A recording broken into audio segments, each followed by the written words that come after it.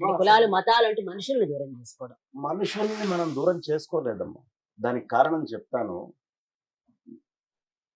ఈ మార్పిడులు ఎప్పటి నుంచి మీరు బాగా చూస్తున్నారు? స్వతంత్రం వచ్చిన తర్వాత చూస్తున్నారు. అవునండి, అవును. స్వాతంత్ర్యానికి పూర్వం ఈ మార్పులు లేవు. బ్రిటిష్ వాళ్ళు 200 సంవత్సరాలు పాలించిన, తురుష్కులు 500-600 సంవత్సరాల పైన పాలించిన, ఎక్కడా కూడా మార్పులు రాలేదు. మార్పులు రావడము అనేటటువంటిది ఎప్పుడు వస్తుంది? ఇప్పుడు ఒకవేళ కనుక తొక్కి పెట్టారనుకోండి, ఎవరైనా మీరు అన్నట్టుగా దూరం పెట్టారు, ఇదంతా చేస్తే ఈ ఉద్యమాలన్నీ ఎప్పుడు రావాలి? 1000 సంవత్సరాల నుంచి ఉన్న మనుషులకి మనోగతాలు మనోభావాలు ఏమి ఉండవంటారా? ఎప్పుడైనా అనేకమైనటువంటి తిరుగుబాట్లు జరిగినాయి ఈ భారతదేశంలో. స్వతంత్రం గురించి పోరాటం చేసేటప్పుడు బ్రాహ్మణులు ఒక్కళ్ళే చేశారు, రెడ్లు ఒక్కళ్ళే చేశారు, కమ్మలు ఒక్కళ్ళే చేశారు, కాపులు ఒక్కళ్ళే చేశారు, వైశ్యులు ఒక్కళ్ళే చేశారు అని లేదు కదా. అందరం సమిష్టిగా పాల్గొన్నాం. అంటే స్వతంత్రానికి ముందే ప్రధానమైనటువంటి సమాజంలో ఈ భావనలు ఏవి పూర్తిగా కరడు కట్టుకొని లోపల కూర్చోాల. బ్రిటిష్ వాళ్ళు కొద్దిపాటిగా ఉన్న అసమానతలు ఖచ్చితంగా అది ఒప్పుకోవాలి. ఆ కొద్దిపాటిగా ఉన్నటువంటి అసమానతల్ని చాలా పెద్ద ఎత్తున చూపిస్తూ వాళ్ళు కులాల కింద మొత్తం అంతా కూడా, అంటే అంతకు ముందు కులాల్లో ఎలా ఉండేది? మీరందరూ పల్లెటూళ్ళలో పుట్టి ఉంటారు.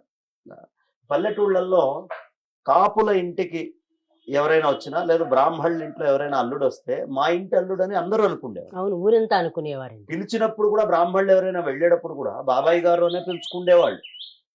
అసలు ఈ గోల ఉండేది. రెడ్లు కానీ ఎవరైనా సరే మీరు గమనించండి, సమాజంలో వాళ్ళ పిలుపులు ఎలా ఉండేవి?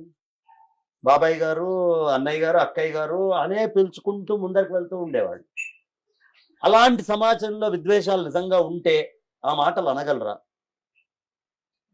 90% పైన లేవు. ఖచ్చితంగా ఇది ప్రతి మతంలో ఉంటుంది. మన మతం అనే కాదు, ఇవాళ మీరు ఏ మతంలోకి మారుతున్నారో ఆ మతంలో మారుతున్నటువంటి మతాల్లో కూడా ఎక్కువ తక్కువ హెచ్చు తగ్గు స్థాయిల్లో ఉన్నటువంటివి చాలా ఉన్నాయి.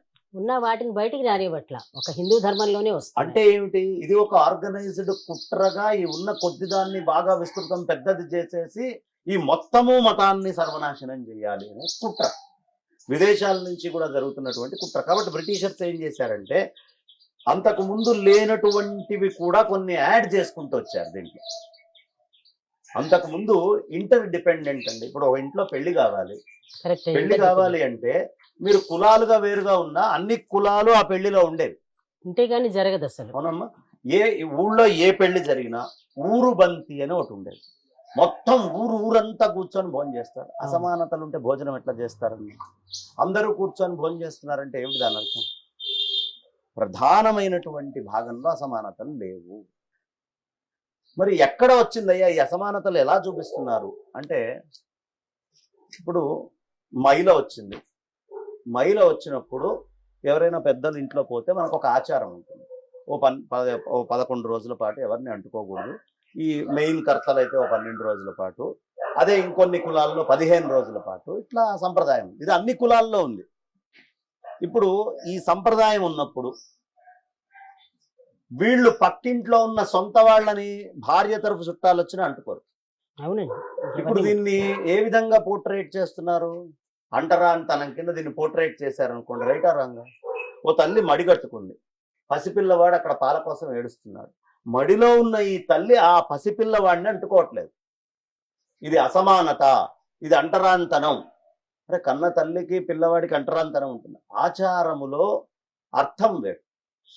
అది ఒక సమగ్రమైన అనుష్ఠానము, తపస్సు కోసం మన వాళ్ళు చేసుకునేవారు. ఇప్పుడు అంతెందుకమ్మా, అన్ని కులాల్లో ఆడవాళ్ళకి ఇబ్బంది వచ్చింది అనుకోండి, పూర్వం 3 రోజులు ఇంట్లో కలుపుకుండేవాళ్ళు కాదు. అన్ని కులాల్లో, ఈ కులం ఆ కులం హాయిగా విశ్రాంతిగా పక్కన కూర్చుండేవాళ్ళు. వాళ్ళకు వచ్చేటువంటి మూడ్ స్వింగ్స్, వాళ్ళకు ఉండే ఇబ్బందులు, కష్టాలు అన్నిటినీ గుర్తించి వాళ్ళకుండే మూడ్ స్వింగ్స్ మగవాళ్లతోటి ఇంటరాక్ట్ కాకూడదు, అయితే కుటుంబాలు పడిపోతాయి అనే ఉద్దేశంతో ఆ 3 రోజులు వాళ్ళని కొంచెం పక్కగా ఉంచి ఈ వ్యవహారం చేస్తుంది.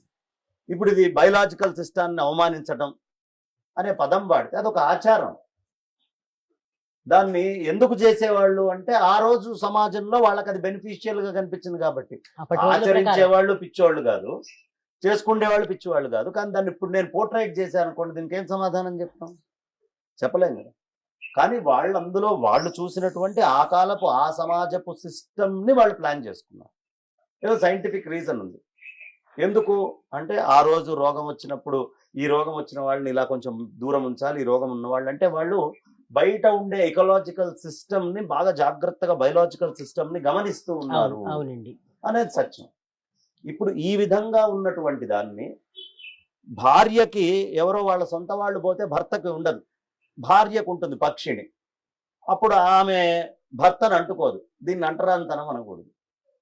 సంప్రదాయము, ఆచారము, అంటరాంతనం ఈ మూడు విభిన్నమైన అంగాలు. మడిగట్టుకొని వెళ్ళేటప్పుడు ఒకడు వాడి సొంత భార్యని వాడి సొంత పిల్లల్ని కూడా అంటుకోకుండా గుళ్ళో వెళ్ళి దేవుడికి నైవేద్యం పెడుతున్నాడు అంటే వీళ్ళు అంటరాంతనాన్ని చూపిస్తున్నారండి. అంటుకోవట్లేదంటే పెళ్ళాం దగ్గర కూడా అంటరాంతనం చూపించాడని కాదుగా. ఇవి పెంచుతున్నారమ్మా. అంటే ఇప్పుడు వాళ్ళకి చాలా ఆర్గనైజ్డ్ అటాక్ ఇది.